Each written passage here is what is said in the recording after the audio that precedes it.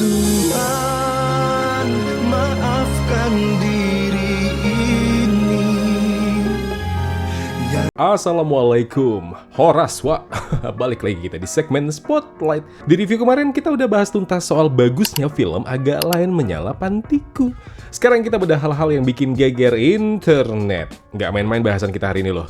Mulai dari rekor penonton yang nggak masuk akal, polemik adegan ser-serana Boris sama Oki Rengga, sampai nasib tragis film Bang Joko Anwar yang tayang barengan sama Agak Lain 2. Kenapa bisa kejadian? Apa yang salah? Geser dulu kalian. Yuk, kita kupas sekarang.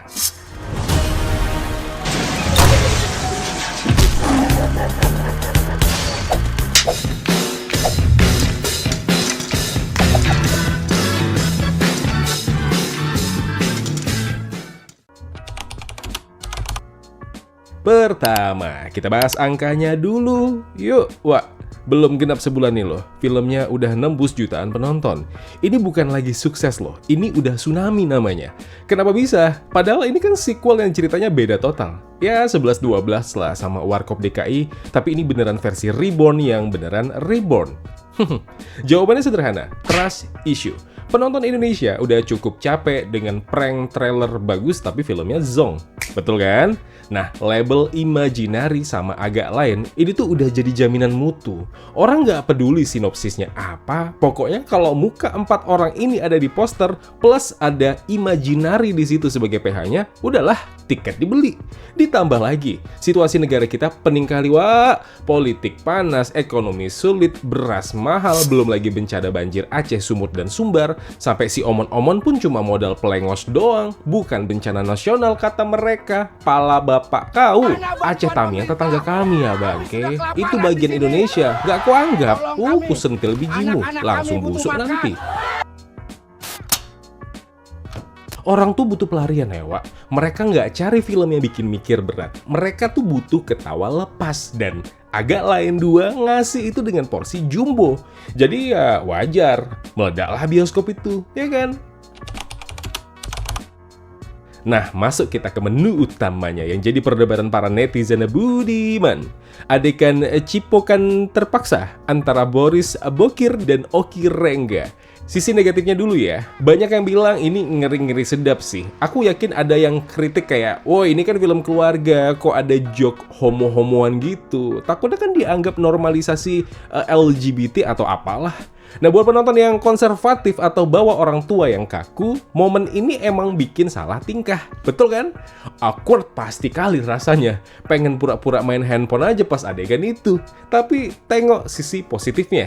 Di mata komedi, ini namanya boundary breaking. Ini nunjukin seberapa dekatnya persahabatan mereka sampai batas jijik aja itu udah nggak ada. Itu murni slapstick, Wak. Tujuannya ya bikin shock value. Biar kalian kaget, jijik, tapi tetap ketawa. Dan itu berhasil kan? Nah, yang jadi pertanyaannya dan apa yang dianalisa dari kawan review mengenai hal tersebut, perlu nggak sih adegan itu?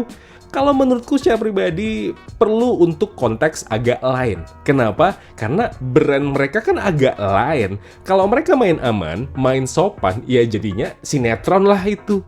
Justru kedekatan mereka masuk ke era sensitif kayak gini yang bikin filmnya punya age. Jadi kalau dibilang nggak penting buat plot, ya emang iya. Tapi buat brandingan komedi mereka yang liar, itu adalah kunci. Ini sih yang paling sadis, Wak. Tayang barengan sama legenda kelam Malin Kundangnya Bang Joko Anwar. Di atas kertas, Bang Jokan itu dewa film Indonesia. Tapi faktanya di lapangan, film Malin Kundang banyak yang udah turun layar di beberapa kota. Sementara Agak Lain, layarnya nambah terus kayak amuba. Kenapa bisa film sekelas Joko Anwar kalah telak secara komersil di head-to-head ini? Ya pertama jelas penonton yang udah lelah, yang udah capek kali. Orang udah mulai jenuh sama horor gelap, gore, atau yang bikin depresi. Hidup orang udah susah, yang ngapain juga bayar tiket buat nengok orang disiksa lagi. Atau mungkin cerita yang terbilang berat walaupun itu mengambil cerita rakyat. Kemudian word of mouth. Yes, Agak Lain itu viralnya karena ketawa. Karena tawanya itu yang bikin heboh. Orang habis nonton film itu ya langsung semuanya sepakat bilang, "Woi lucu kali, woi." Sementara film Bang Joko Anwar ya mungkin reviewnya bagus, tapi berat. Kau boleh cek aja reviewku. Nah, yang ketiga, salah lawan nih. Bukan film Bang Joko Anwar yang jelek, cuma timingnya aja yang sial. Ngelawan arus komedi yang lagi deras-derasnya, ya anyut lah. Jadi ini jadi pembelajaran ya buat PH lain. Nama besar sutradara bukan lagi jaminan kalau nggak bisa baca mood masyarakat yang lagi butuh hiburan receh tapi cerdas. Cuma yang emang pauknya dikasih film bagus, walaupun tidak ada rival komedi kayak agak lain, ya tetap aja sepi. Satu lagi yang harus kita kasih hormat setinggi-tingginya, Mukadli Aco. Dia ini sutradara film pertama dan balik lagi pegang kendali di film kedua, Agak Lain Menyala Pantiku. Biasanya kan bikin sequel dari film yang penontonnya tembus jutaan, apalagi kayak Agak Lain kan 9 jutaan tuh. Itu beban mentalnya setengah mampus. Banyak sutradara yang akhirnya main aman loh, cuma ngulang formula yang sama biar laku. Kau tahulah sutradara yang mana. Tapi si Aco ini justru ambil jalan nekat di sini. Dia banting setir genre dari horor ke detektif. Ya emang ini polanya, ya emang ini konsepnya. Tapi apa yang membuktikan dia level up? Ya jelas, visinya jelas sekali di sini. Dia tahu karakter 4 orang ini, Jagal, Boris, Bene, Oki, luar dalamnya. Makanya walau settingnya pindah ke panti jompo, jiwanya tetap agak lain. Kemudian ceritanya dijahit rapinya minta ampun. Ini yang jarang kita lihat dari sutradara komedi lain. Aco itu nggak cuma mikirin gimana caranya biar jadi lucu, tapi gimana caranya misterinya tetap masuk akal. Sering kan kita nonton film komedi alur ceritanya dipaksa bengkok demi satu jokes. Yes, nah di sini enggak. Plot detektifnya, petunjuk-petunjuknya itu dijahit rapi banget. Dia berhasil bikin kita penasaran sama kasusnya, bukan cuma nungguin lawakannya. Dan ini bukti kalau Aco naruh hormat sama kecerdasan penonton. Dia nggak mau ngasih kita tontonan asal jadi. Dia ngasih kita teka-teki yang lucu. Jadi kesimpulannya ya emang kesuksesan Agak Lain 2 itu bukan cuma hoki atau aji mumpung. Ini bukti kalau Aco berhasil lolos dari kutukan sequel dengan kekuatan naskah dan penyutradaraan yang matang. Paten kali emang abang satu ini. Kesimpulan, intinya Agak Lain 2 ini bukti kalau pasar film Indonesia dinamis sekali.